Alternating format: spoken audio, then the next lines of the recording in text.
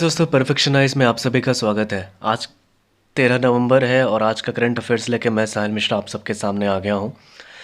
और बिना समय गंवाए मैं शुरू करूँगा। उसके पहले कहना चाहूँगा कि अगर आपको मंथली करंट अफेयर्स का पीडीएफ ऑनलाइन ईमेल पे चाहिए तो आप हमारे दिए हुए फॉर्म का लिंक जो है डिस्क्रिप्शन बॉक्स में उस पर क्लिक करके भर दीजिएगा। तो आपको पिछले महीने, उसके पिछले महीने और नवंबर में आने वाले का हम करंट अफेयर्स जब भी होगा हर मंथ का हम आपको डायरेक्टली ईमेल पे भेज दिया करेंगे।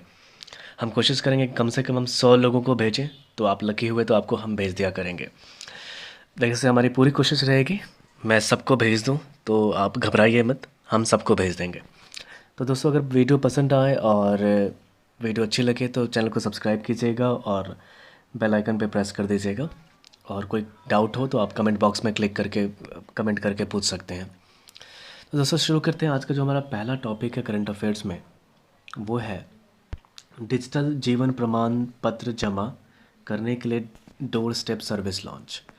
अब ये कह रहा है कि डाक विभाग और इलेक्ट्रॉनिकी एवं सूचना प्रौद्योगिकी मंत्रालय के इंडिया पोस्ट पेमेंट्स बैंक यानी कि आईपीबी ने पेंशन और पेंशनभोगी कल्याण विभाग डीओपीपीडब्ल्यू की पहल डाकिए के माध्यम से डिजिटल जीवन प्रमाण पत्र डीएलसी जमा करने के लिए डोर स्टेप सर्विस की शुरुआत की है। केंद्रीय कार्मिक, लोक शिकायत और पेंशन राज्य मंत्री डॉक्टर जितेंद्र सिंह के कुशल मार्गदर्शन में डीओपीपीडब्ल्यू बुजुर्ग पेंशन भोगियों के लिए प्रणाली को सहज और अधिक से अधिक सुविधाजनक बनाने के लिए हर साल दर साल प्रौद्योगिकी का उपयोग कर रहा है। आप देख सकते हैं, ये कह रहा है कि पेंशन भोगियों को डीएलसी सेवाएं डोर स्टेप का प्रदान करने के लिए इलेक्ट्रॉनिकी एवं सूचना प्रौद्योगिकी मंत्रालय MITY और भारतीय विशिष्ट पहचान प्राधिकरण UIDAI के जीवन प्रमाण सॉफ्टवेयर के साथ सामंजस्य स्थापित किया है। कह रहे इस सुविधा को पूरे देश में उपलब्ध कराने के लिए DOPPW India post payments bank IPPB के साथ मिलकर और इसके डाकियों और प्रमाण और ग्रामीण डाक सेवकों के विस्तृत नेटवर्क का उपयोग करके पेंशन भोगियों को डिजिटल रूप में जीवन प्रमाण पत्र जमा करने के लिए डोर स्टेप सुविधा प्रदान कर रहा है। कह रहा आईपीबी के माध्यम से डीएलसी जमा करने के लिए डोर स्टेप सर्विस का लाभ लेने के लिए पेंशन भोगी, जाने कि आप वेबसाइट देख सकते हैं IPPBOBonline.com पर विशेष जानकारी हासिल कर सकते हैं। यह एक शुल्क सहित सेवा है और यह देश भर में केंद्र सरकार के पेंशन भोगियों के लिए उनके पेंशन खाते विभिन्न बैंकों में होने के बावजूद उनके लिए उपलब्ध हो गई। अगर यह सुविधा अन्य सुविधाओं जैसे घर में बैठे हुए ही बैंक खाते से धन की निकासी आदि के अतिरिक्त है। IPPB डोर स्टेप बैंकिंग सेवा उपलब्ध कराने के लिए अपने राष्ट्रीय नेटवर्क का उपयोग कर रहा है। नेक्स्ट देखते हैं, कह रहे कि ऑनलाइन माध्यम से जीवन प्रमाण पत्र जमा करने की सुविधा के लिए जीवन प्रमाण पोर्टल की शुरुआत माननीय प्रधानमंत्री नरेंद्र मोदी ने नवंबर 2014 में की थी। इसका उद्देश्य पेंशन भोगियों को जीवन प्रमाण पत्र जमा करने के लिए एक सुविधाजनक और पारदर्शी सुविधा उपलब्ध कराना था। नेक्स्ट देखते हैं, जियो प्लेटफॉर्म्स लिमिटेड के इक्विटी शेयर पूंजी के अधिग्रहण को मंजूरी।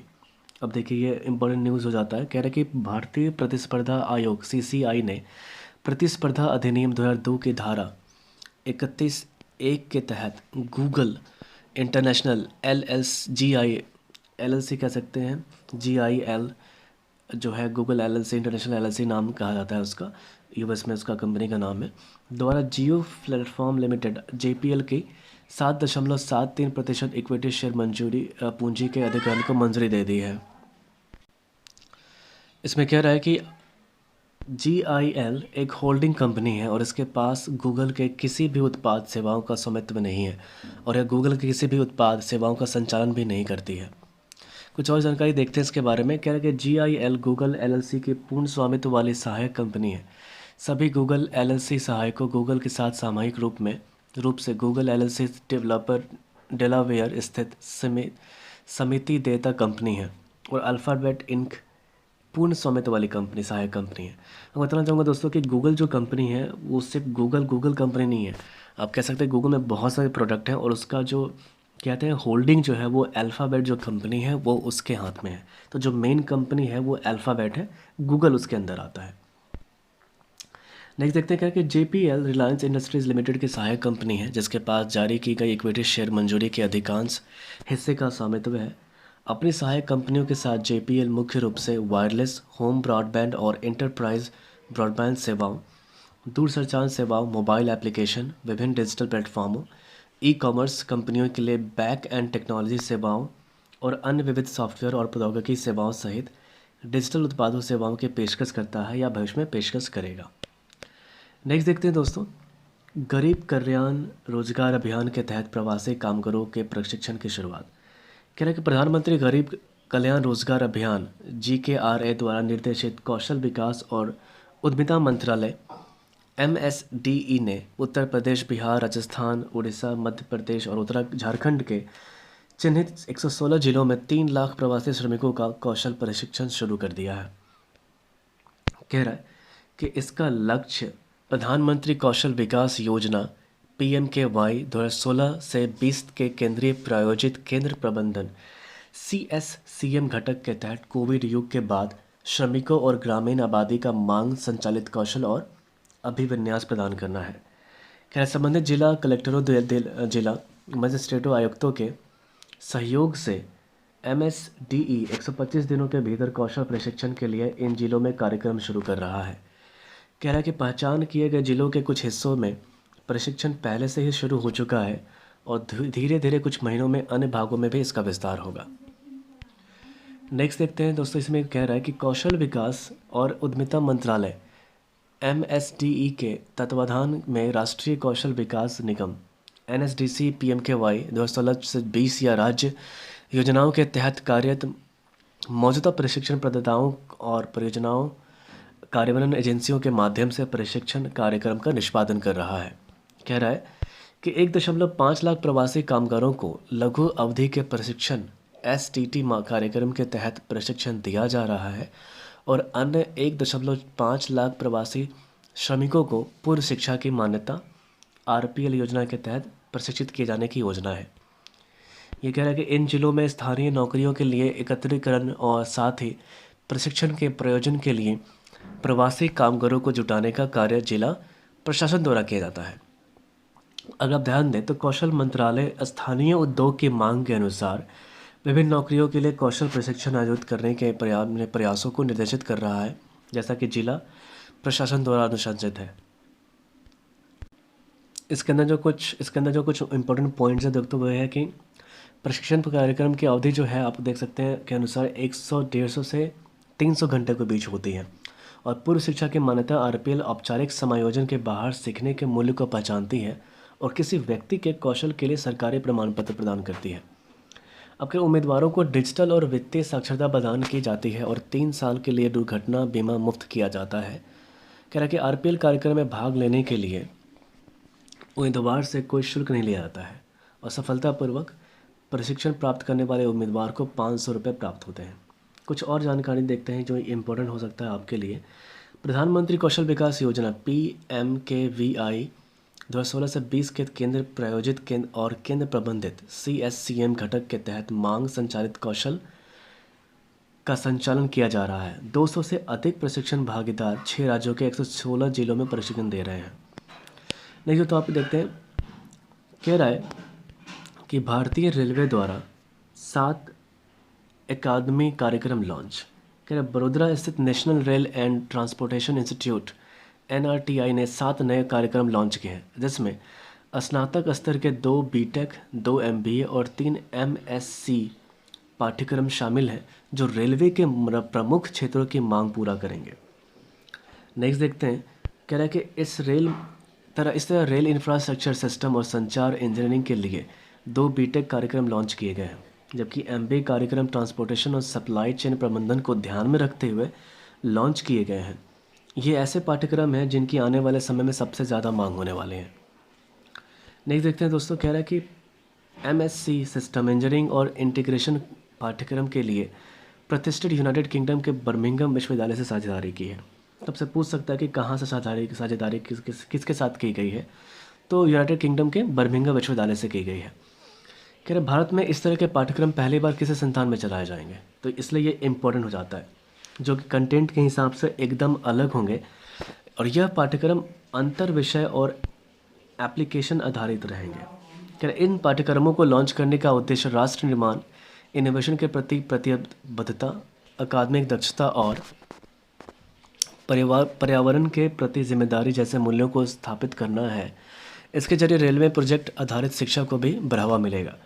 कह रहा है भारतीय रेलवे इन पाठ्यक्रमों को लागू करने का मुख्य केंद्र होगा। यह पाठ्यक्रम छात्रों के साथ साथ उसके शिक्षकों को व्यवहारिक अनुभव दिलाने में भी अहम भूमिका निभाएगा। क्या इसके ज़रिए विश्वविद्यालय को अलग अलग पहचान मिलेगी, जिसमें व्यवहारिक और एप्लीकेशन आधारित दृष्टिकोण को बढ़ावा मिलेगा। नेक्स्ट देखते हैं दोस्तों, मिशन सागर जो है उसके बारे में ये कह रहा है, मिशन सागर 2 के तहत जिबूती को खाद्य सहायता सुपुर्द। कह रहे हैं मानवीय सहायता मिशन सागर 2 के तहत भारतीय नौसेना का पोत एरावत द्वारा 10 नवंबर 2020 को जिबूती को खाद्य सहायता पहुंचाई गई। भारत सरकार प्राकृतिक आपदाओं और कोविड-19 महामारी से निपटने के लिए विदेशी राष्ट्रों को मित्रवत सहायता उपलब्ध करा रही है और इसी के अंतर्गत INS एरावत के माध्यम से जिबूती के लोगों के लिए खाद्य सहायता पहुंचाई जाएगी। तो दोस्तों आपसे सवाल पूछ सकता है आपसे कि कौन सा जो जहाज़ है और किस देश के लिए किया गया था। तो आपसे ये एरावत जो है इसको याद रखिएगा और जिबूती याद रखिएगा। और आपसे पूछेगा मिशन सागर 2 किससे संबंधित है। तो आप देख सकते हैं यहाँ पे, आप ये देख सकते हैं ये जो है पार्ट आपके लिए इम्पोर्टेंट हो सकता है।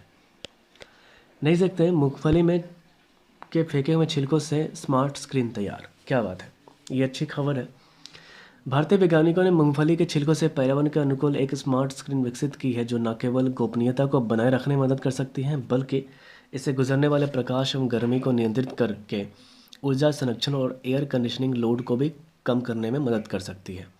कह रहा है प्रोफेसर S कृष्णा प्रसाद के नेतृत्व में शोधकर्ताओं के एक समूह ने centre for nano and soft matter sciences Bangalore, जो कि विज्ञान एवं प्रौद्योगिकी विभाग भारत सरकार द्वारा एक स्वायत्त संस्थान है, कि डॉक्टर शंकर राव के साथ मिलकर मूंगफली के फेंके हुए छिलकों से इस तरह के एक सेलुलोज आधारित स्मार्ट स्क्रीन को विकसित करने में एक अहम उपलब्धि हासिल की है।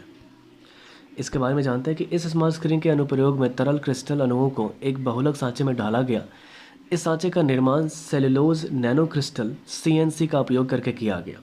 कह रहे ये cellulose nano crystal IIT Roorkee में प्रोफेसर युवराज सिंह नेगी की टीम द्वारा मूंगफली के छोड़े हुए छिलकों से तैयार किए गए थे। नेक्स्ट देखिए, तरल क्रिस्टल अणुओं के अपवर्तनांक को एक विद्युतीय क्षेत्र के अनुप्रयोग के जरिए एक खास दिशा की मोड़ दिया गया। विद्युतीय क्षेत्र की अनुपस्थिति में बहुलक और तरल क्रिस्टल के अपवर्तनांकों के बेमेल होने की वजह से प्रकाश का परिकर्णन हुआ। नेक्स्ट देखते हैं दोस्तों, कैपिटल गुड्स सेक्टर के विकास हेतु अंतर मंत्रालयीय समिति का गठन किया गया है और कह रहा है कि केंद्र सरकार ने कैपिटल गुड्स सेक्टर के विकास के लिए 22 सदस्यीय अंतर मंत्रालयीय समिति का गठन किया है। क्या समिति के जरिए भारतीय अर्थव्यवस्था को $5 लाख करोड़ और विनिर्माण क्षेत्र को $1 लाख करोड़ का बनाने के लिए लक्ष्य को पूरा करने में मदद मिलेगी। कह रहा है अंतर मंत्रालयीय समिति की अध्यक्षता चेयरमैन DHI के सचिव करेंगे। इसमें विभिन्न मंत्रालयों विभागों के वरिष्ठ अधिकारी सदस्य के रूप में शामिल होंगे जो कि प्रत्येक तिमाही में आपस में बैठक कर सकेंगे। कह रहे कैपिटल गुड्स सेक्टर के विकास के लिए सभी मंत्रालय और विभाग नियमित रूप से गहन मंत्रणा कर सकें। इसी उद्देश्य पूर्ति के लिए अंतर मंत्रालय समिति का गठन किया गया है जिसमें उन सभी मंत्रालय विभागों का प्रतिनिधित्व है जो कैपिटल गुड्स सेक्टर से जुड़े गए हैं। नेक्स्ट देखते हैं, यह समिति कैपिटल गुड्स सेक्टर से संबंधित तकनीकी विकास, मूलभूत तकनीकी विकास, वैश्विक चेन, जांच प्रशिक्षण, वैश्विक मानक, कस्टम ड्यूटी, काम के दौरान उत्पन्न होने वाले अन्य मुद्दों पर काम करेगी जिससे कि कैपिटल गुड्स सेक्टर को वैश्विक रूप से प्रतिस्पर्धी बनाया जा सके, साथ ही दुनिया में भारत एक मैन्युफैक्चरिंग हब के रूप में स्थापित हो सके। तो ये था आज का ये कुछ अलग करंट अफेयर्स जो हमारे क्विक डाइजेस्ट हैं उसको देख लेते हैं। केंद्रीय गृह मंत्री अमित शाह ने 12 नवंबर 2020 को गुजरात के धोरडो कच्छ में सीमांत क्षेत्र विकासोत्सव 2020 कार्यक्रम की शुरुआत की। इस उत्सव का उद्देश्य सुशासन और विकास सीमावर्ती क्षेत्रों तक पहुंच सके और यहाँ के जनप्रतिनिधियों में राष्ट्रीय सुरक्षा का भाव, सुरक्षा पहलू तथा सामरिक महत्व की संवेदनशीलता को साझा करने का भाव जागृत करना है। नेक्स्ट देखते हैं, भारतीय अक्षय ऊर्जा विकास संस्था लिमिटेड IREDA ने 11 नवंबर 2020 को नई दिल्ली में अपनी 33वीं वार्षिक आम बैठक एजीएम का आयोजन किया। इस बैठक में वित्तीय वर्ष 2019-20 के वार्षिक लेखांक अंकीकृत किए गए। नवीन और नवकरणीय ऊर्जा मंत्रालय के अधीन भारतीय अक्षय ऊर्जा विकास संस्थान लिमिटेड इरेडा का एक सार्वजनिक क्षेत्र उपक्रम है। नेक्स्ट देखते हैं इसे में कि भारतीय भविष्य की रणनीतियों के बारे में जानकारी हेतु इरेडा के CMD प्रदीप कुमार दास ने इस बात पर जोर दिया कि देश का हरित ऊर्जा पोर्टफोलियो गुणवत्ता और मात्रा दोनों के मामले में लगातार आगे बढ़ रहा है। इसमें सरकार के विभिन्न निगत पहलों जैसे PM कुसुम योजना, सौर और पवन हाइब्रिड प्रौद्योगिकियाँ, इथेनॉल और कंप्रेस्ड बायोगैस CBG जैसे के रूप में बायोफ्यूल्स, गतिशीलता और संबंध बुनियादी ढांचे ऑफशोर पवन ऊर्जा और सौर रूफटॉप कार्यक्रम के कारण इसमें और बढ़ोतरी होने की उम्मीद है। अगर आप ध्यान दें नेक्स्ट तो कह रहे हैं कि बहरीन के प्रधानमंत्री खलीफा बिन सलमान अल खलीफा का 84 साल की उम्र में निधन हो गया। तो पूछ सकता है आपसे कि कौन से प्रधानमंत्री और खलीफा का कहाँ के थे जिनका निधन हो गया है। हाल ही में बहरीन में के PM इजराइल के साथ शांति समझौता करने के कारण वैश्विक चर्चा में आए थे। तो दोस्तों आपको पता है कि कोई भी कंट्री ऐसा अगर लोकेशन है जो चर्चा में रहता है, स्पेशली इजराइल के साथ ऐसा हुआ है, और तो ये खबर और इम्पोर्टेंट हो जाता है आपके लिए। ठीक है, तो इसको ध्यान दीजिएगा। हारून इंडिया द्वारा जारी एक रिपोर्ट के अनुसार विप्रो के संस्थापक अजीम प्रेमजी सबसे बड़े परोपकारी भारतीय बन गए हैं। एंड आई एम श्योर कि ये 99% चांसेस है PPSC 66 में ये आपका आने का। क्या अजीम प्रेमजी ने परोपकारियों की इस सूची में पहला स्थान प्राप्त किया है। उन्होंने पिछले वित्त वर्ष में के 2019-20 में लगभग 7,904 करोड़ रुपए तक दान किए हैं। सोच सकते हैं एक स्टेट का GDP भी आप देख सकते हैं उसमें बहुत फ़र्क पड़ सकता है। तो दोस्तों ये था आज का हमारा करंट अफेयर्स। अगर आपको वीडियो पसंद आई है, कोई फीडबैक देना हो तो आप प्लीज़ हमें फीडबैक दीजिएगा, और PDF के लिए आप हमें फॉर्म भरें, हम आपको PDF भेजेंगे। तो आज के लिए बस इतना ही दोस्तों, जय हिंद।